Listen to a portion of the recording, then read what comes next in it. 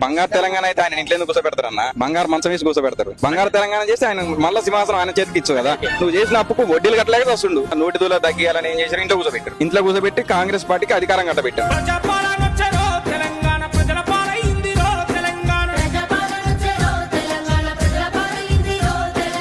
BRS ఎక్కడి BRS లో ఇంకెక్కడి పెడోటి చేసేడు అన్ని డబ్బులు పొందుకోవాలి, చేయాలి, పని చేయాలి. గిదే టీఆర్ఎస్ ఎంత చేయను 100 సంవత్సరాలు ఆస్తుందని పంచుకున్నారు. మళ్ళీ సార్ ఇంకెక్కడిది ఊపు సాప్తం అయిపోయింది కథ. వేడికే క్యాప్టర్ క్లోజ్. రేవంత్ అన్నకే సపోర్ట్ ఉంటది. జై రేవంత్ అన్న.